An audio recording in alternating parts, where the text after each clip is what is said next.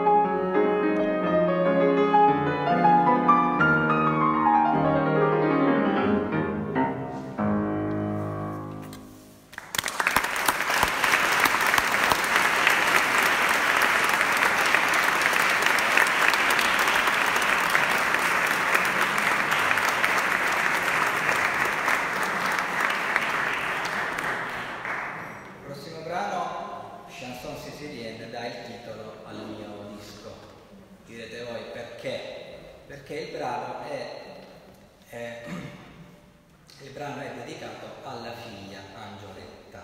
Frontini ebbe 7 figli, Angioletta era la prima figlia femmina. Purtroppo Frontini rimase vedovo presto, per cui La figlia dovette occuparsi dei fratellini e non si risposò.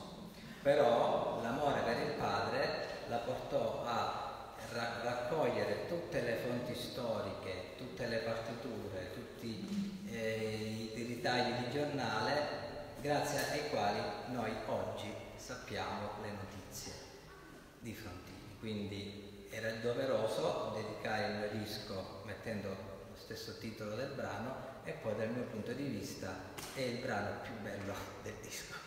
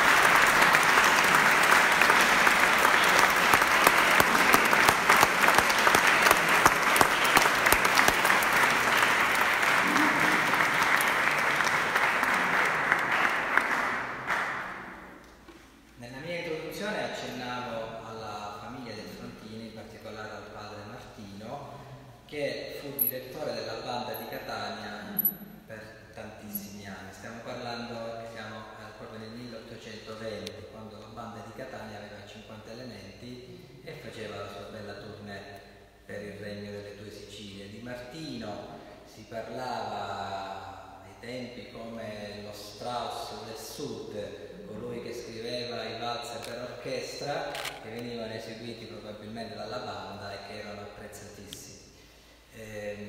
Il padre fece studiare Frontini piccolo, sin da bambino, e questo pezzo è dedicato proprio a lui.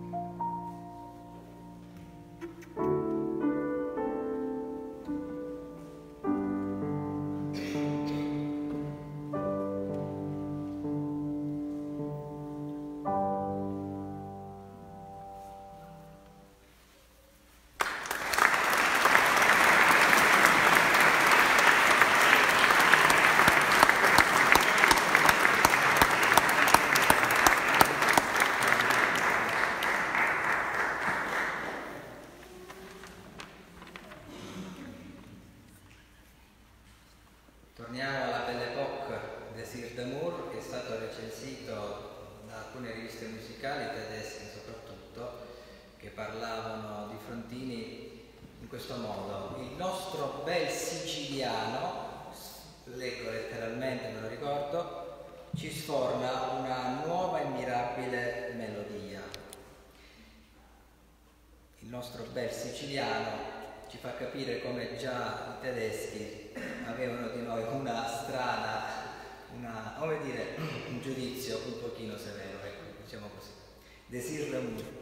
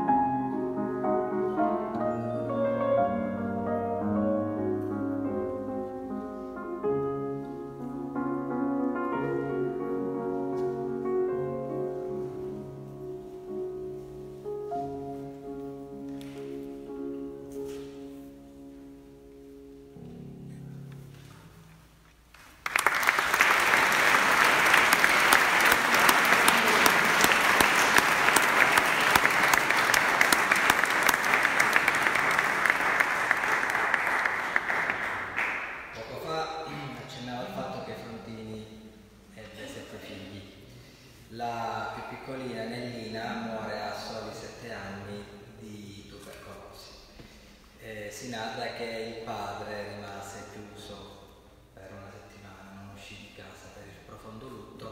Dopo qualche anno la Kalish pubblicò questo brano che tra poco eseguirò, intitolato Ultimo canto, dedicato a Nellina, la figlia.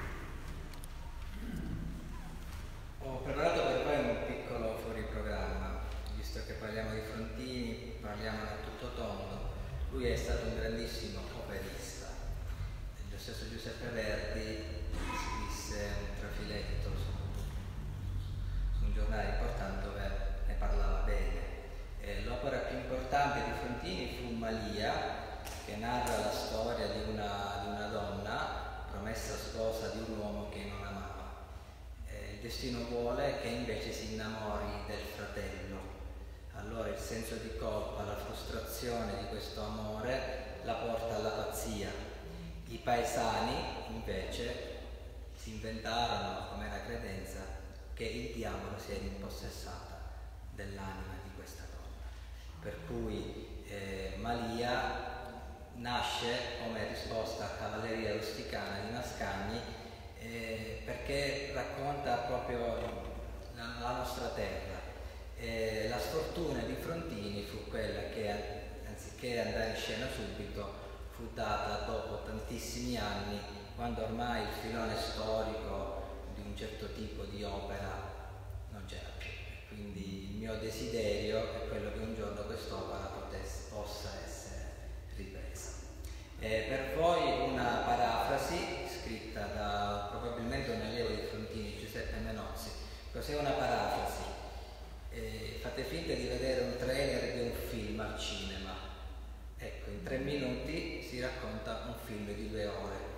tra 8 minuti racconterò un'opera di 3 ore e mezzo.